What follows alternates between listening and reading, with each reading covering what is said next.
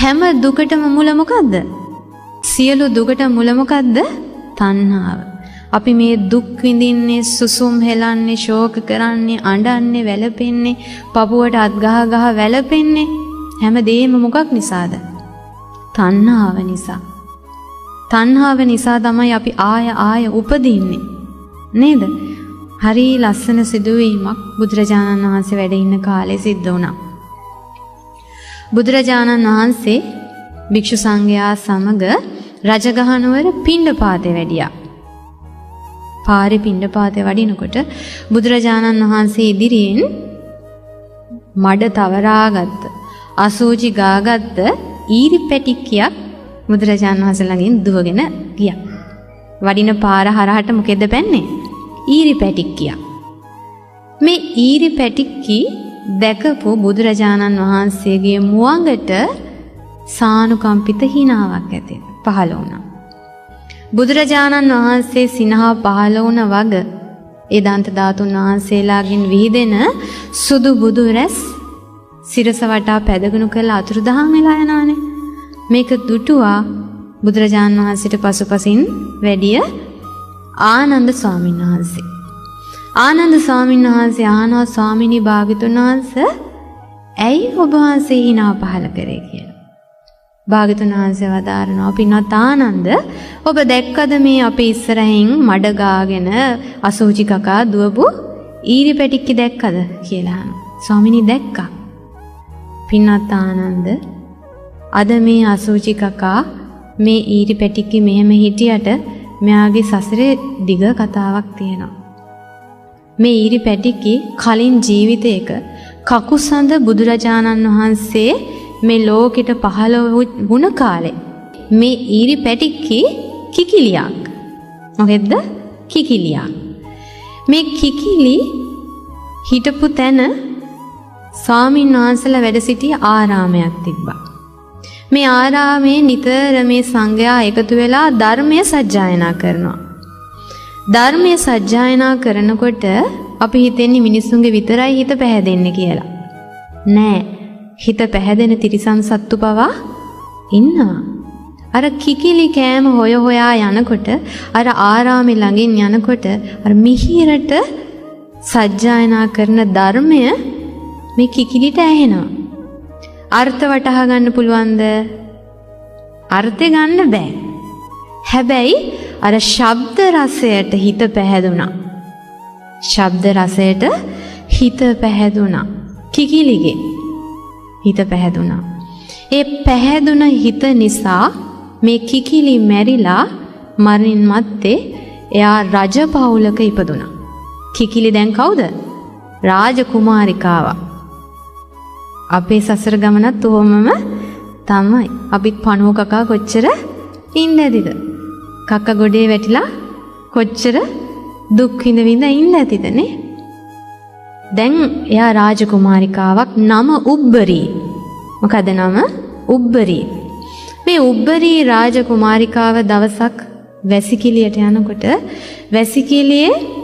වැසිකිළිය උතුරලා පණුව දඟලනවා දැක්කා. වැසිකිළි වලේ පණුව දැකලා මේ කුමාරිකාවගේ හිතේ එකපාරටම අසුබ සංඥාව, අසුබ භාවනාවේ අසුබ සංඥාව හොඳට හිත පිහිටියා. මේකම සිහි කර මේ අසුබ භාවනාවම වඩා මේ කය ආදීනව සිහි කර පළවෙනි ධානය ඉපැද්දුවා. විතක්ක විචාර ප්‍රීති සුඛ ඒකාග්‍රතා සහිත පළවෙනි ධානය උපදවා ගත්තා. අර වැසිකිලි වල දැකලා පළවෙනි ධානය උපදවාගෙන මේ ධාන සැපෙන් පිරිහෙන්නේ නැතුව මැරුණා. ඒ කියන්නේ මැරෙන වෙලාව දක්වා ඕනම වෙලාවක යාට පළවෙනි ධානයට සමවදින්න පුළුවන්. ඒක පිරිහිලා නැහැ. ඒ පළවෙනි ධානයෙන් නොපිරිහි මිය ගියපු නිසා අර කිකිලි ඊට පස්සේ උබ්බරී දැන් ඉපදුනා බඹලොව. කොහෙද ඉපදුනේ? බඹලොව. විරාගී බඹලොව ඉපදුනා. බ්‍රහ්ම රාජයන් අතර බ්‍රහ්මෙක් වෙලා ඉපදුනා. දැන් බඹලොව ඉපදිලා අර සමාධියෙන් හිටපු නිසා ඒ රැස් කරගත්ත සංස්කාරය ගෙවිලා යනවනේ. ගෙවිලා ගියා. කල්පයක් හෝ දෙකක් හෝ ඒ බඹලොව ඉඳලා ඒ ආයුෂ ගත වෙලා අවසන් වෙලා ආයෙ මැරිලා ගිහිල්ලා බලන්න තණ්හාවේ ස්වභාවය ඊරි පැටික්කියක් වෙලා ආයෙ ඉපදුණා තිරිසන් ලෝකේ. බඹලොව ඉඳලා කෙලින්ම ආවේ කොහාටද? තිරිසන් ලෝකෙට. ඒ තිරිසන් ලෝකෙත් සැප පහසු ජීවිතයක් නෙමෙයි. ඊරි පැටික්කියක් වෙලා ඉපදුණා. තින් බුදුරජාණන් වහන්සේ වදානවා පින්වත් ආනන්ද බලන්න මේ හිතේ තියෙන නීච ස්වභාවය. බලන්න මේ උපදින්ද හිතේ තියෙන ආසාව තෘෂ්ණාව අපිව මේ සසරේ කොයි තැන්වලට ගෙනියනවද? පින්වත් ආනන්ද අපේ මේ ජීවිත හරියට ගහක් වගේ කියනවා. අපේ ජීවිත මොකක් වගේද? ගහක් වගේ. අපේ ජීවිතය නම් වූ ගහේ ඵල දුක් සහගතයි. දුක නම් වූ ඵලය අපි විඳින්නේ නැද්ද? අපි විඳිනවනේ නේද? එතකොට මේ දුකට අපි తాවකාලිකව කොච්චර විසඳුම් අපි හෙව්වත් නේද? සමහරට අපි ඇසුරු කරන පුද්ගලයන් වෙනස් කරනවා. සමහර විට ඒ දුකෙන් නිදහස් වෙන්න අපි ඉන්න තැන වෙනස් කරනවා. ඉන්න රට වෙනස් කරනවා. නේ? විවිධ දේවල් රැකියාව වෙනස් කරනවා. විවිධ දේවල් කරනවා. හැබැයි දුකට හේතුව මුල ප්‍රහාණය කළ නැති තාක්කල් අපි පැලැස්තර ඇල්ලුවට ආය අපිට ඒ දුකම මුණ ගැහෙනවා. ඒක හරියට බුදුරජාණන් වහන්සේ වදාරනවා ගහක මුදුන් මුල තියෙද්දි මේ ගහ කපන්න ඕනි මේ ගහ විනාශ කරන්න ඕනි කියලා කඳෙන් කොච්චර කැපුවත් ආය මොකද වෙන්නේ? දලු දානවනේ. ඒකට හේතුව මොකද්ද? ගහේ මුල තියනවා හොඳට.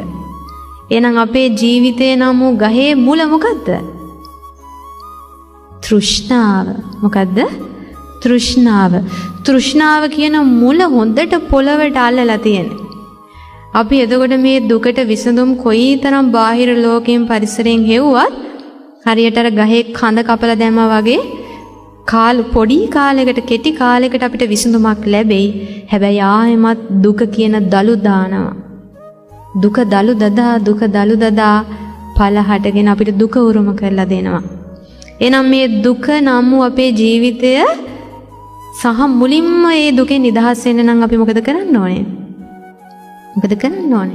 මුල කඩලා දාන්න ඕනේ. මුල මොකද්ද? තෘෂ්ණාව.